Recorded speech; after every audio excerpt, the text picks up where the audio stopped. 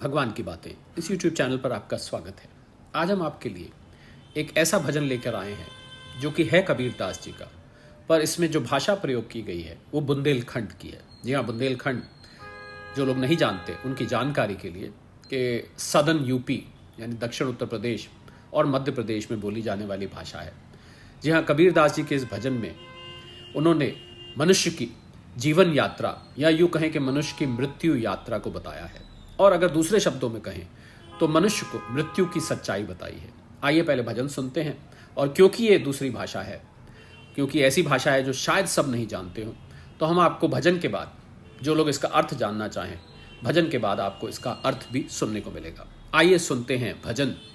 बुरा लगे चाहे नोनो जी, एक दिन गौनो होनो जी, या यूं कहें लटो लगे चाहे नोनो जी, एक दिन गौनो होनो जी।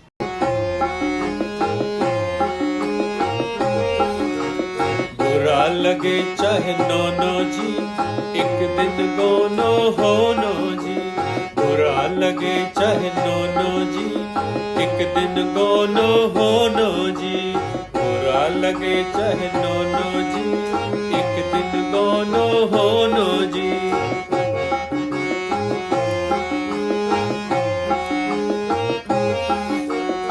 लटो लगे चाहे नोनो जी, एक दिन गौनो होनो जी। लटो लगे चाहे नोनो जी, एक दिन गौनो होनो जी।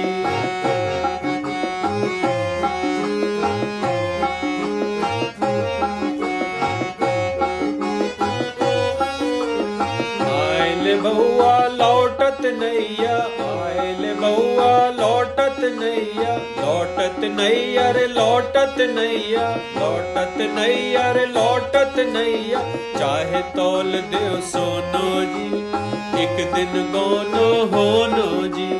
चाहे तौल देव सोनो जी, एक दिन गौनो होनो जी। लटो लगे चाहे नोनो जी, एक दिन गौनो होनो जी। बुरा लगे चाहे नोनो जी, एक दिन गौनो होनो जी।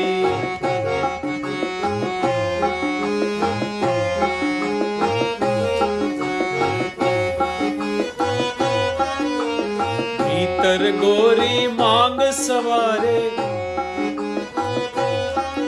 अरे भीतर गोरी मांग सवारे। मांग सवारे हाँ मांग सवारे, मांग सवारे हाँ मांग सवारे। भीतर गोरी मांग सवारे, बाहर हो रे ओ रोनो जी, एक दिन गौनो होनो जी।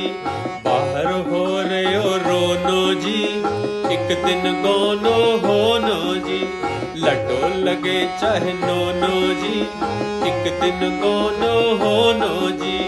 बुरो लगो चाहे नोनो जी, एक दिन गौनो होनो जी।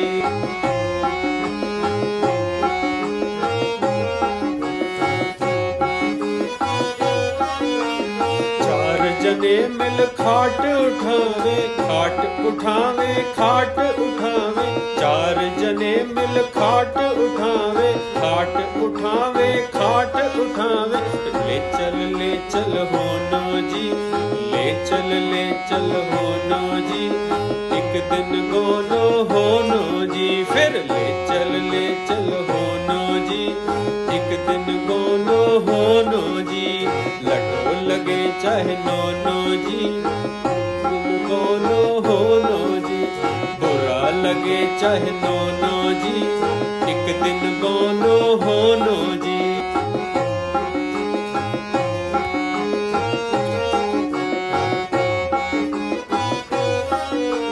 कहत कबीर सुनो भाई साधो,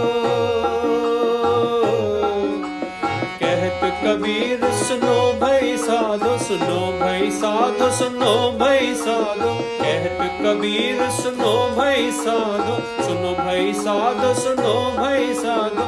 सतगुरु नाम ठिकानो जी, सतगुरु नाम ठिकानो जी। ठिकानो जी, ठिकानो जी। एक दिन गौनो होनो जी। लटो लगे चाहे नोनो जी, बुरो लगे चाहे नोनो जी। एक एक दिन गोनो होनो जी, अरे बाहर हो रे ओ रोनो जी, अरे चाहे तोल दियो सोनो जी, फिर ले चल होनो जी, अरे सतगुरु नाम ठिकानो जी, अरे सतगुरु नाम ठिकानो जी, अरे सतगुरु नाम ठिकानो जी। तो आपने सुने भजन, बुरा लगे चाहे नोनो जी, एक दिन गौनो होनो जी। तो यहाँ पर कबीरदास जी कह रहे हैं बुरा लगे चाहे नोनो, नोनो हुआ अच्छा लगे या बुरा लगे, और गौना यहाँ पर कहा गया है उस मृत्यु से जब इस मनुष्य का सामना होता है, या यूं कहें कि जब इसको मृत्यु आती है। तो गौना भारत के गांव में या पुराने ज़माने में वो रस्म होती थी, वो रीति होती थी जिसके अंतर्गत दुल्हन को विदा किया जाता था। विवाह पहले हो जाता था, वर्षों पहले हो जाता था, कईयों का तो बचपन में ही हो जाता था, पर गौना मतलब दुल्हन का अपने ससुराल जाना, उसको गौना कहते थे। या कि फाइनली जब वो अपने ससुराल जाती थी तो विवाह के समय विदाई नहीं होती थी, विदाई होती थी गौनों या गौना होने के समय। तो उसी को उन्होंने दृष्टांत लेके, यानी कि दुल्हन के गौना होने को उन्होंने एक दृष्टांत लेके और मृत्यु की सच्चाई से हमारा सामना कराया है। तो बुरा लगे या लटो लगे, लटो हुआ बुरा, लटो लगे चाहे नोनो जी, एक दिन गौना होना जी। तो गौना तो होना ही है, आपको बुरा लगे चाहे अच्छा लगे, दुल्हन को, उसके परिवार वालों को कैसा भी लगे, तो गौना तो एक दिन होना ही होना है। और उसके बाद अंतरे में कहते हैं आएले बहुआ लौटत नैया, मतलब जो दुल्हन को लेने आए हैं उन्होंने वापस तो जाना नहीं है। लौटत नैया रे लौटत नैया, चाहे तोल दियो रे सोनो जी, आप कितना भी सोना तोल दें, कितना भी कुछ भी कर दें, जो दुल्हन को लेने आए हैं वो तो लेकर ही जाएंगे। और इसी को मृत्यु के आने पर घटाया गया है कि जो यमदूत आ गए हैं लेने के लिए, जो मृत्यु सिर पर आकर खड़ी है, तो कुछ भी कर दीजिए, कितना भी सोना तोल दीजिए, कुछ भी मिन्नतें कर लीजिए, कुछ भी काम बता दीजिए, मृत्यु तो टलने वाली नहीं है। दूसरे अंतरे में कहते हैं अरे भीतर गोरी मांग सवारे, मतलब एक तरफ तैयारी, जो दुल्हन की तैयारी हो रही होती है, दुल्हन को सजाया जा रहा होता है, उसी को यहाँ पर रिलेट किया है मृत्यु से, कि इस प्रकार शैया को भी पूरा सजाया जाता है, पूरा उसको उस पे कफन डाला जाता है, उस पे कुछ जगह फूल भी डाले जाते हैं। तो अरे भीतर गोरी मांग सवारे, बाहर हो रहे हो रोनो जी, और बाहर उसके जो लड़की के घर के लोग होते हैं वो रो रहे होते हैं कि इतने साल पाल पोस कर बड़ा किया, अब ये यहाँ से विदा हो जाएगी, माता पिता हैं, भाई बहन हैं, जो भी नज़दीक के लोग होते हैं वो रो रहे होते हैं कि बेटी अब हमसे जुदा हो जाएगी, अब इसकी विदाई करनी है। इसी प्रकार जब मृत्यु शैया पर, या यूँ कहें कि जब मृत्यु होकर शव पड़ा होता है, तो उसमें बाहर रोना धोना मचा होता है, जो अपने सारे रिश्तेदार होते हैं वो रो रहे होते हैं, उसको यहाँ पर रिलेट किया है। तीसरे अंतर में कहते हैं चार जने मिल खाट उठावें। तो पहले ज़माने में जब दुल्हन भी विदा होती थी तो कहार उठाते थे, चार लोग, पालकी होती थी, उसमें चार लोग अपने कंधे पर, कहार लोग बोलते थे उनको, वो पालकी को उठा के और ससुराल की तरफ ले जाते थे। उसी को रिलेट किया है, अर्थी को भी चार लोग ही मिलके उठाते हैं। और आगे बोलते हैं कि फिर ले चल होनो ली, जो जल्दी करते हैं। एक दफ़े जब कहार, क्योंकि दूर जाना होता था पहले ज़माने में दुल्हन को लेके, तो अंधेरा ना पड़ जाए, कहीं लेट ना हो जाए, तो वो बोलते थे ले चलो जल्दी। और इसी प्रकार जब शमशान घाट पर ले जाना होता है शव को, उस समय भी रिश्तेदार कहते हैं अब जल्दी ले चलो, अंधेरा ना हो जाए, अंधेरे में अंतिम संस्कार नहीं किया जाता, उसको इससे रिलेट किया गया है। और अगले और आखिरी अंतरे में कहते हैं, जैसा कि कबीरदास जी अपने सभी रचनाओं में अपना नाम लेते हैं, कहत कबीर सुनो भाई साधो, सुनो भाई साधो, सुनो भाई साधो, अरे सतगुरु नाम ठिकानो रे, के असली जो नाम है, और क्योंकि अंतिम इसका लक्ष्य, इस पूरी रचना का लक्ष्य है मृत्यु से आमना सामना कराना, मृत्यु के जरिए विचार उत्पन्न करना, मृत्यु की सच्चाई को समझकर भगवान के प्रति लगन लगाना, ये इसका लक्ष्य है।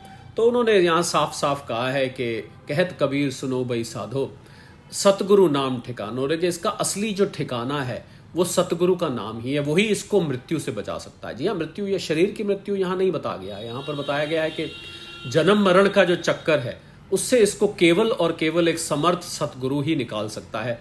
तो इस सब से बचना है, अगर ये जो रोनो है, ये जो जल्दी जल्दी ले जाना है, और ये जो विदाई है, सब से बचना है, तो सतगुरु नाम ही एक अंतिम ठिकाना है। तो हमने देखा कि कबीरदास जी ने जो रचनाएं करी हैं केवल दोहों के जरिए नहीं करी, उन्होंने पूरी पूरी कविता भजन रूप में, कविता रूप में लिखी हैं, जिसको बहुत सारी भाषाओं में ट्रांसलेट किया गया है, और अपनी भाषा में उसको, उसमें वर्ड्स अपनी भाषा के यूज़ किए गए हैं, पर मूल तथ्य को नहीं छेड़ा गया है। मूल तथ्य वही रहता है जो सीख कबीरदास जी इसके जरिए देना चाहते हैं।